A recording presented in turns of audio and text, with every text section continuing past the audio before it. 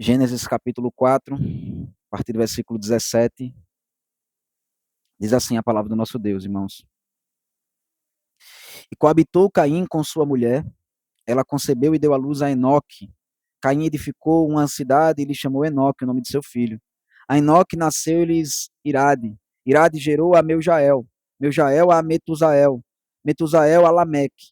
Lameque tomou para si duas esposas, o nome de uma era Ada, a outra se chamava Zilá. Ada deu à luz a Jabal. Este foi o pai dos que habitam em tendas e possuem gado. O nome do seu irmão era Jubal. Este foi o pai de todos os que tocam harpa e flauta. Zilá, por sua vez, deu à luz a Tubal-Caim, artífice de todo instrumento cortante, de bronze e de ferro. A irmã de Tubal-Caim foi Naamá. E disse Lameque às suas esposas: Ada e Zilá, ouvi-me, vós mulheres de Lameque, escutai o que passo a dizer-vos. Matei um homem porque ele me feriu, e um rapaz porque me pisou. 7 vezes tomará vingança de Caim, de Lameque, porém, 70 vezes 7. Tornou Adão a coabitar com sua mulher, e ela lhe deu à luz um filho, a quem pôs o nome de Sete. Porque, disse ela, Deus me concedeu outro descendente em lugar de Abel, que Caim matou. A Sete nasceu-lhe também um filho, ao qual pôs o nome de Enos. Daí se começou a invocar o nome do Senhor. Este é o livro da genealogia de Adão, no dia em que Deus criou o homem. A semelhança de Deus o fez. Homem e mulher os criou e os abençoou e lhes chamou pelo nome de Adão, no dia em que foram criados. Viveu Adão 130 anos e gerou um filho à sua semelhança, conforme a sua imagem, e lhe chamou Sete. Depois que gerou a Sete, viveu Adão 800 anos e teve filhos e filhas. Os dias todos da vida de Adão foram 930 anos e morreu. Sete viveu 105 anos e gerou a Enos. Depois que gerou a Enos, viveu 807 anos e teve filhos e filhas. Todos os dias de Sete foram 912 anos e morreu. Enos viveu 90 anos e gerou a Cainã. Depois que gerou a Cainã, viveu Enos 815 anos e teve filhos e filhas. Todos os dias de Enos foram 905 anos e morreu. Cainã viveu 70 anos e gerou a Maalalel. Depois que gerou a Maalalel, viveu Cainã 840 anos e teve filhos e filhas. Todos os dias de Cainã foram 910 anos e morreu. Maalalel viveu 65 anos e gerou a Jared. Depois que gerou a Jared, viveu Maalalel 830 anos e teve filhos e filhas. Todos os dias de Maalalel foram 895 anos e morreu. Jared viveu 162 anos e gerou a Enoque. Depois que gerou a Enoque, viveu Jared 800 anos e teve filhos e filhas. Todos os dias de Jared foram 962 anos e morreu. Enoque viveu 65 anos e gerou a Metusalém.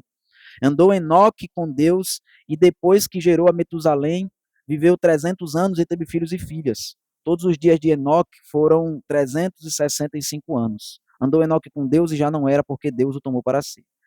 Metusalém viveu 187 anos e gerou a Lameque. Depois que gerou a Lameque, viveu Metusalém 782 anos e teve filhos e filhas. Todos os dias de Metusalém foram 969 anos e morreu. Lameque viveu 182 anos e gerou um filho. Pôs-lhe o nome de Noé, dizendo: Este nos consolará dos nossos trabalhos e das fadigas de nossas mãos, nesta terra que o Senhor amaldiçoou. Depois que gerou a Noé, viveu Lameque 595 anos e teve filhos e filhas. Todos os dias de Lameque foram 777 anos e morreu. Era Noé da idade de 500 anos e gerou Sem, Cã e Jafé. Amém, irmãos. Vamos orar e pedir para que o Senhor nos abençoe, a gente possa entender e praticar a palavra dele. Deus, Pai, nós precisamos do Senhor, meu Deus, para que possamos viver de um modo santo, meu Deus, nesse mundo. Independente, meu Deus, de como as outras pessoas, Pai, de como os ímpios vão querer viver, até mesmo independente de como as outras pessoas que se dizem cristãs, Pai, vão querer viver, meu Deus. Que nós, em nossas casas, possamos servir ao Senhor, Deus. O Senhor tenha misericórdia de nós, meu Pai, e nos ajude, meu Deus, nos fortalecendo, nos capacitando, meu Pai. Fazer a Tua santa vontade, Pai, estarmos agarrados em Cristo Jesus pela fé. É no nome dele que nós oramos. Amém. Irmãos, a genealogia é uma forma muito gloriosa que Deus encontrou de contar histórias na palavra dele. Né? A palavra de Deus ela é inspirada por Deus como um todo. Deus ele não precisaria perder tempo nos dando informações que não fossem necessárias ou que não tivessem ensinamentos. Né? Timóteo vai nos dizer que toda a escritura é inspirada por Deus, é útil para o ensino, para a educação, para a repreensão, né? E que a gente pode ser perfeito e perfeitamente habilitado para toda boa obra. E esse texto que nós lemos não é diferente disso. Né? Nós já meditamos na primeira genealogia, na genealogia de Caim, na semana passada, e eu disse para os irmãos que elas duas devem ser lidas juntas e a gente deve entender o que Deus quer nos ensinar através do contraste que há entre essas duas genealogias. O pano de fundo, irmãos, maior que nós podemos entender dessa história que está sendo contada através dessas genealogias é o que Deus ele declarou para a serpente, lá em Gênesis capítulo 3, no versículo 15, que Deus disse que ia separar a humanidade agora em duas famílias. Né? Iriam existir os descendentes da mulher e iriam existir os descendentes da serpente. Então, né, aqueles que iriam servir a Satanás e viver segundo os propósitos de Satanás, e aqueles que iriam viver de acordo com a esperança, a fé que Deus coloca no coração dos homens, e que eles vão se agarrar a Cristo e esperar o descendente da mulher que vai trazer salvação a esse mundo. Nós vimos, irmãos, que os ímpios, a forma que eles vivem, né, que é uma forma mundana de se viver, não precisa ser necessariamente uma vida de crimes e de prostituição. A gente viu que na genealogia de Caim, apenas um homem ele viveu dessa forma, com crimes e prostituição, que foi Lameque. Ele realmente inventou aqui a poligamia, ele se casou com mais de uma mulher, e ele também matou aqui dois homens por motivos fúteis. A gente vê o escárnio dele para com Deus, dizendo que ele mesmo é capaz de se vingar. Ele não precisa que Deus o defenda, que Deus o proteja, mas ele é capaz de se vingar. Em contrapartida, irmãos, nós podemos ver o finalzinho do capítulo 4, vai falar a respeito, vai começar ali a falar a respeito de Adão, vai voltar a falar a respeito de Adão. E é um relato tão simples, irmãos, é um relato tão sem brilho, sem informações assim, tão gloriosas como as informações que nós encontramos na descendência aqui dos ímpios. Os ímpios foram inventores, inventaram aqui a criação de gado, inventaram instrumentos cortantes, inventaram instrumentos musicais, inventaram tantas coisas, mas então a Bíblia fala, termina o capítulo 4, fazendo esse link entre essa próxima genealogia, que é a genealogia de Adão, dizendo que tornou Adão a coabitar com a sua mulher. E ela deu à luz um filho, a quem pôs o nome de Sete. E ela disse, o que foi que Eva, ela disse, irmãos, quando teve Sete? Deus me concedeu outro descendente em lugar de Abel, que Caim matou. Nós vimos que isso é um contraste com o que ela mesma fala no começo do capítulo 4, quando ela teve Caim, ela disse, eu adquiri um varão. E agora ela diz, Deus me concedeu que eu concebesse, que eu tivesse esse privilégio de ser mãe de mais um filho, já que o meu outro filho, ele arrancou esse filho de mim. Então a gente vê que é assim, irmãos, é nesse tom que começa o relato a respeito da descendência santa, daqueles que permaneceram fiéis a Deus e ao Senhor Jesus Cristo. Vejam, irmãos, a gente vê que esse Sete, ele foi dado em lugar de Abel, ou seja, quando ele nasceu, Adão e Eva, eles já tinham tido os filhos dele há muito tempo atrás, né? Já tinham tido, inclusive, outros filhos, inclusive os filhos com quem todo esse pessoal aqui se casou. Né? Então, quando a gente vai ver, volta-se a falar no nome de Deus, porque isso é que é o mais importante de toda essa história, irmãos. É Deus voltar a ser central na vida do homem. É disso que se trata o Evangelho. O Evangelho foi Deus veio a esse mundo, irmãos, através do seu Filho Jesus Cristo, para que ele voltasse a ser central em nossas vidas. E então, a gente percebe que quando se inicia o capítulo 5, depois de falar que eles voltaram a invocar o nome do Senhor, o capítulo 5 ele faz um resumo, ele traz informações desde lá do capítulo 1 de Gênesis. Ele diz, olha, este é o livro da genealogia de Adão. Essa expressão, irmãos, é uma expressão que aparece 10 vezes no livro de Gênesis para falar que ele vai começar a contar uma nova história. E é interessante isso porque apareceu essa mesma expressão no capítulo 2, se os irmãos puderem voltar aí no capítulo 2, no versículo 4. Vai dizer, esta é a gênese dos céus e da terra quando foram criados, quando o Senhor Deus os criou. E então, o capítulo 2 vai nos contar mais detalhadamente como foi que Deus criou o homem e como foi o relacionamento que Deus estabeleceu com o homem.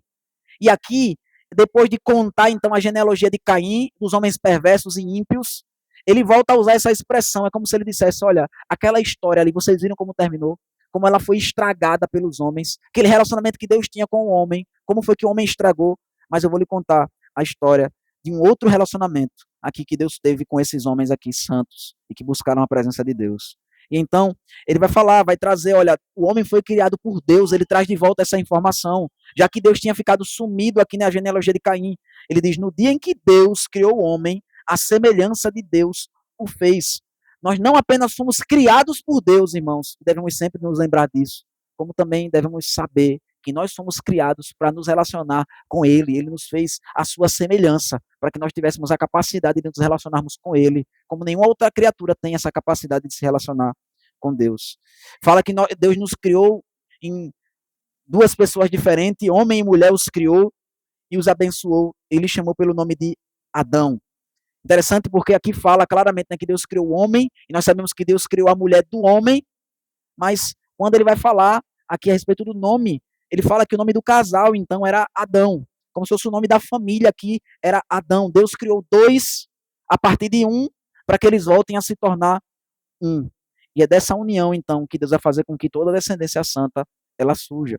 A gente vai ver que a Bíblia vai dizer, então, que Adão, quando ele tinha 130 anos, ele gerou um filho à sua semelhança, conforme a sua imagem. Ele chamou Sete. Vejam por que isso é importante, irmãos, porque Deus ele nos criou a imagem e semelhança dele. E Deus ele nos deu a capacidade de criarmos, de gerarmos filhos que são também a nossa imagem conforme a nossa semelhança. Sendo que, veja que desperdício, irmãos, porque nós poderíamos gerar filhos que fossem perfeitos, que não tivessem pecado. Mas porque Adão agora se tornou pecador, toda a sua descendência também é pecadora. Então, quando diz que Adão fez um filho, ele teve um filho conforme a sua imagem e a sua semelhança, significa que esse filho, assim como ele, era pecador. E assim como ele, esse filho, ele herdou a morte que Adão adquiriu quando ele cometeu o primeiro pecado. Vejam, irmãos, que essa história ela é bem clara, a genealogia é bem repetitiva.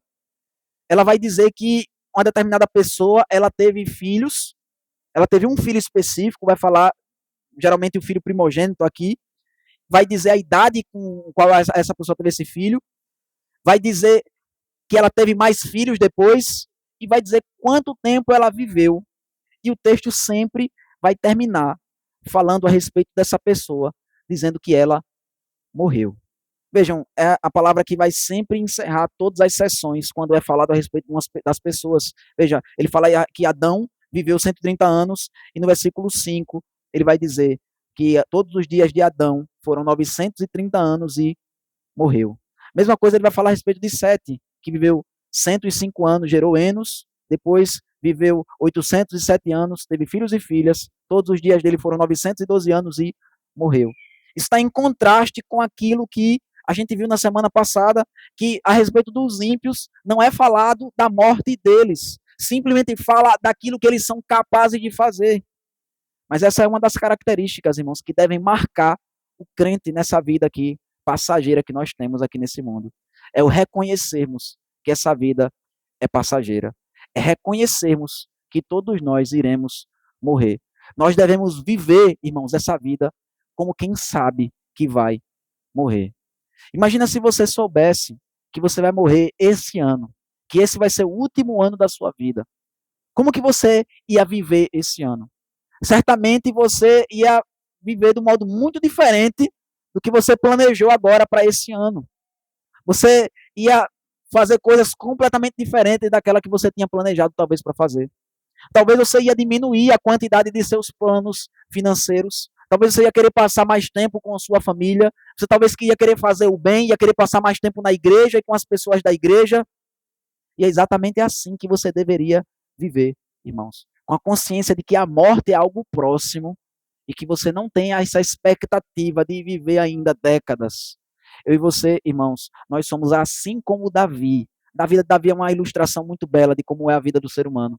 Davi ele passou a vida dele quase toda sendo perseguido, E uma das palavras que ele fala para o seu amigo Jonathan, ele diz: eu estou a um passo da morte. A morte está sempre diante de mim. Eu e vocês, nós deveríamos viver com essa certeza, irmãos. O livro de Eclesiastes, ele nos traz essa mensagem muito clara, diz que é melhor a gente ir para um velório, é melhor para a gente ir onde uma pessoa está morta e vai ser sepultada, do que nós irmos para uma festa. E por quê? Ele diz, porque quando a gente está festejando, a gente só pensa naquele momento ali, na alegria. Mas quando nós vamos a um velório, quando nós estamos diante da morte, nós somos lembrados dessa verdade que esse texto vem claramente nos dizer, irmãos, nós somos mortais. Veja, os ímpios é quem vivem como se eles não fossem morrer jamais. É isso que a Bíblia nos diz, irmãos. A Bíblia não fala da preocupação de Caim com a morte, não fala nem que ele morreu. A Bíblia não vai falar da morte de Lameque, nem dos seus filhos inventores. Mas a respeito do povo de Deus, vai falar claramente a respeito da morte dele. Por isso que a principal característica, irmãos, uma das principais características do cristão é que ele vai viver aqui nessa vida como um peregrino. Ele sabe que ele está aqui por um tempo específico, ele sabe que ele não pertence a esse mundo. Mas veja então, não é a única coisa que os cristãos eles fazem, não é morrer. Os cristãos eles trabalhavam também.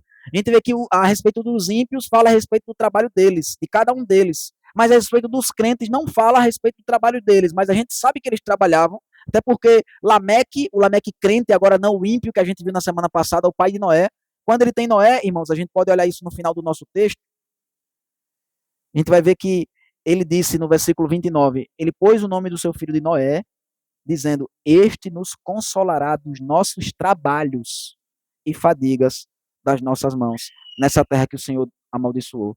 Veja, então os cristãos, eles trabalhavam, irmãos, eles trabalhavam, mas a preocupação, o que marcava a vida deles não era a questão do trabalho, mas sim, eles estavam marcados pelo conhecimento da morte.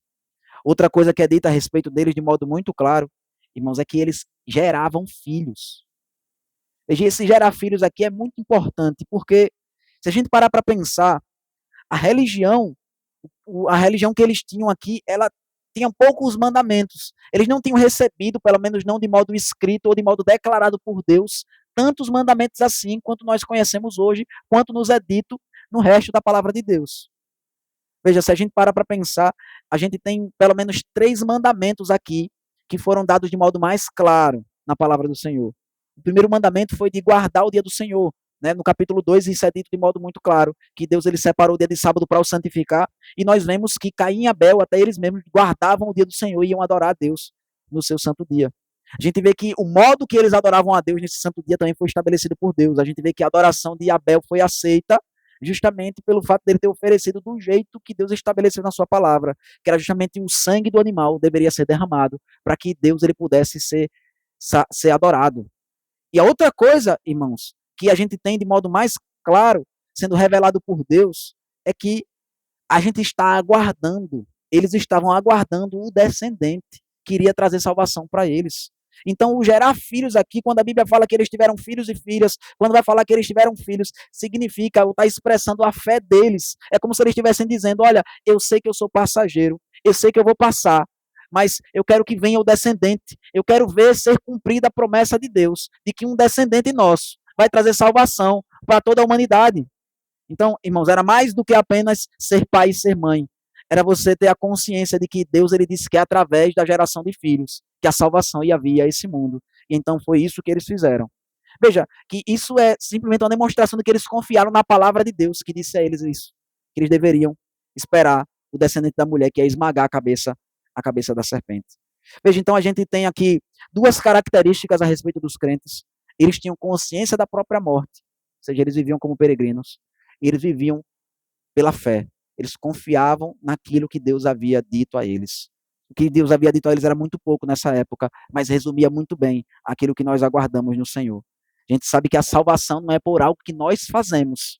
Veja, é contado a respeito da vida dos ímpios aquilo que eles fizeram. E um inventou isso, outro inventou aquilo, outro foi capaz de matar um homem e se defender. Mas a respeito dos crentes, é falado a respeito da confiança neles, na promessa de Deus.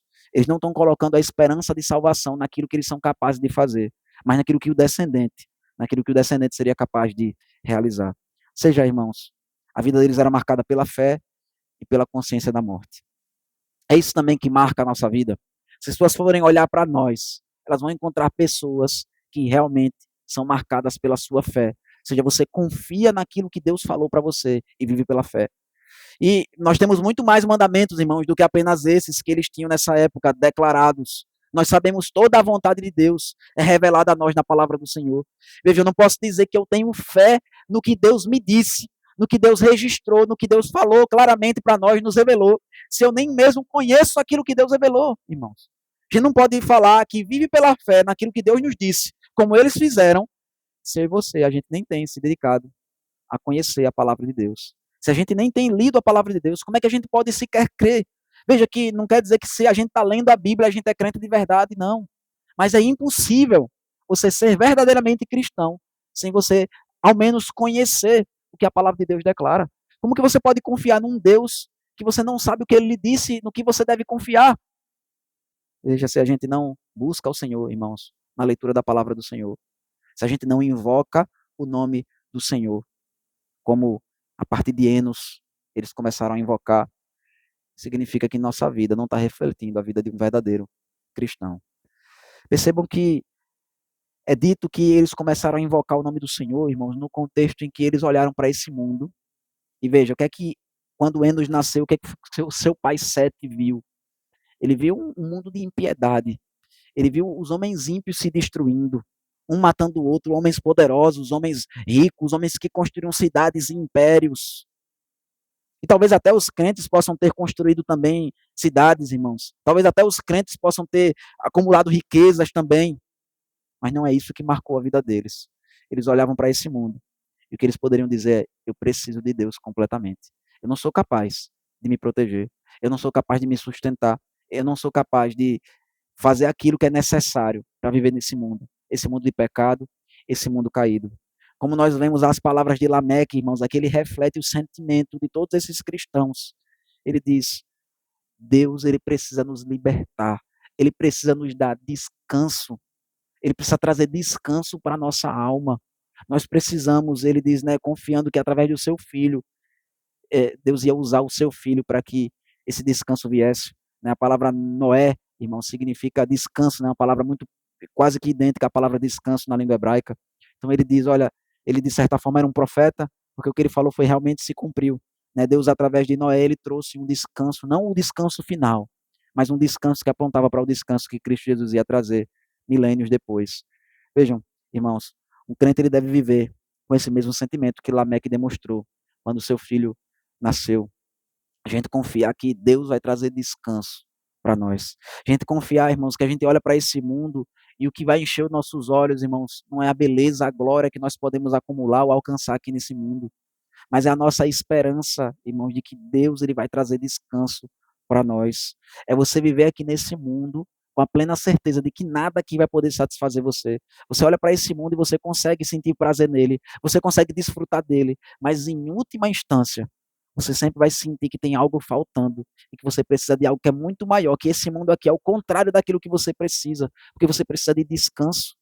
Veja, a gente tem trabalho e muitos afazeres diariamente e devemos fazê-los, mas o nosso corpo que se cansa aponta para uma alma que se encontra ainda muito mais cansada, distante de Deus, que só o Senhor pode trazer descanso para a nossa alma. Irmão, o Senhor Jesus Cristo, ele nos disse: todo aquele que está cansado e sobrecarregado, vinde a mim, vinde a mim. Eu e vocês, irmãos, a gente tenta ocupar a nossa mente, o nosso coração com outras coisas quando nos sentimos cansados ou atarefados. Até mesmo quando nós queremos deitar na cama ou numa rede para descansar um pouco. Se a gente achasse passar pela nossa cabeça, irmãos, que aquilo vai conseguir trazer o descanso que nós realmente precisamos, nós somos muito tolos, porque só Cristo vai poder trazer o descanso para a nossa alma. A gente vê então aqui nessa genealogia que os cristãos eles têm consciência da sua morte. A gente vê aqui também que eles vivem pela fé, confiando em tudo aquilo que Deus falou para eles. A gente vê que uma coisa que destoou da genealogia foi justamente esse último relato aqui falando a respeito de Noé, né? Porque é diferente. Antes dizia a pessoa, dizia que ela teve filho, mas aqui não é assim que fala, né? Quando vai falar a respeito de Lameque, vai falar que ele colocou o nome do seu filho de Noé. Isso não tinha sido dito a respeito de nenhuma outra pessoa nessa genealogia. E ele ainda faz essa declaração de que Deus vai nos trazer consolo dos nossos trabalhos e fadigas das nossas mãos, dessa terra que o Senhor Deus amaldiçoou. Mas existe, irmãos, outra coisa aqui nessa genealogia que foge ao padrão também, que é justamente a história de Enoque, é o relato a respeito dele. E se a gente for parar para comparar, irmãos, Enoque ele é exatamente o sétimo dessa genealogia que é registrada. E o sétimo da descendência, nesse caso aqui, ele representa justamente tudo aquilo que toda a genealogia tem buscado. Veja que o sétimo da genealogia dos ímpios foi justamente Lameque. E Lameque foi justamente o ímpio que instituiu a poligamia e que foi um assassino. E aqui o sétimo da genealogia dos cristãos, irmãos, é Enoque, que a Bíblia também quebra o padrão quando vai falar a respeito dele, porque não vai falar a respeito da morte dele. Ele destoa completamente de todos os outros nessa genealogia, porque ele é a única pessoa aqui nessa genealogia que a Bíblia não vai dizer que morreu. E não é porque a Bíblia está tratando ele como um ímpio, que também não pensava a respeito da própria morte. Pelo contrário, o que a Bíblia nos diz a respeito de Enoque, irmãos, é que Enoque viveu 65 anos e gerou a Metusalém. E andou Enoque com Deus. E depois que gerou a Metusalém, viveu 300 anos e teve filhos e filhas. Todos os dias de Enoque foram 365 anos. Andou Enoque com Deus, e já não era, porque Deus o tomou para si. É muito interessante porque a Bíblia faz questão de repetir a mesma informação duas vezes, que é que Enoque, ele andou com Deus. Né? Se tivesse dito apenas uma vez, já era muito diferente de tudo aquilo que nós tínhamos visto na genealogia até agora. Mas a Bíblia faz questão de repetir. E além disso, irmãos, a palavra que é usada aqui para dizer que Enoque andou com Deus, não é uma palavra que está num tempo verbal comum, se assim eu puder dizer. Se a gente fosse traduzir, irmãos, esse termo aqui, seria melhor dizer que a Bíblia está dizendo que Enoque andou intensamente com Deus, porque essa é a ideia do texto. É como se a gente pegasse essa palavra, né? Eu gostei de uma vez um exemplo que um pastor deu explicando esse texto, que se a gente pegasse um tocador de piano e a gente disser que ele vai lá e aperta umas teclinhas aqui, outra ali, e vai dizer, olha, essa pessoa está tocando piano. Mas depois você pega um profissional, um especialista, e ele começa a tocar uma música linda o dia todo, e os dedos dele estão sangrando, mas ele não quer parar de tocar. Seria exatamente essa a diferença de alguém que simplesmente andou com Deus e aquilo que a Bíblia está falando a respeito de Enoque. Alguém que andou intensamente com o Senhor. Alguém que dedicou a sua vida a caminhar com Deus. Ao ponto de que Deus o tomou para si. Né? E Enoque foi uma das poucas pessoas, apenas ele e Elias, que não passaram pela morte aqui nesse mundo, mas foram arrebatadas para o céu. Veja, irmãos, que ele é o sétimo. Significa que toda a genealogia está apontando para ele. Ou seja, a Bíblia não está dizendo, irmãos, que Enoque, porque ele viveu com Deus, a fé dele foi maior do que a dos outros, então, por isso que ele subiu aos céus, por isso que ele não passou pela morte. Não, irmãos, o que a Bíblia está dizendo é que essa é a expectativa de todo o cristão. Todos esses dessa genealogia, o desejo deles era de andar com Deus, e a recompensa para todos eles é que, por mais que eles morram, eles podem sempre olhar para Enoque e saber que, por mais que eles morram, eles ainda vão viver com Deus para sempre. Veja que é isso que Jesus Cristo nos promete, irmãos. Ele disse que aquele que crê em mim, ainda que morra, viverá. Aquele que crê no Senhor Jesus, irmãos, ainda que morra, viverá. E veja que esperança. Veja que esperança você viver nessa expectativa. A gente para pensar, eles viviam muito tempo. Irmãos, viviam 700, 900 anos. Sabe o que isso significa? Isso significa que provavelmente essa igreja aqui que eles faziam parte, eles conseguiram congregar muitos deles, quase todos eles, juntos. Então, estava na mesma igreja, estava Adão, Sete, Enos, Cainã e vários descendentes deles. Conseguiram ver talvez o seu tataraneto. E certo dia, a igreja foi se reunir e imagina, faltou um irmão, faltou Enoque. E quando eles olhavam para o lado, e onde é que está Enoque, irmãos? Porque Enoque não ia faltar à igreja simplesmente porque ele estava gripado. Enoque não ia faltar ao culto simplesmente porque ele estava com dor de cabeça ou porque ele não conseguiu se arrumar a tempo. Se Enoque faltou à igreja, aconteceu algo sério, irmãos. Ele faltou porque ele estava cultuando a Deus no céu. Ele faltou porque ele estava na plena presença de Deus. E imagina, ele sendo um profeta, porque a Bíblia vai falar isso a respeito dele lá no livro de Judas, vai falar que Enoque era um profeta. Então, As pessoas com certeza ficaram sabendo que ele não simplesmente deixou de existir, mas que ele foi levado pelo Senhor.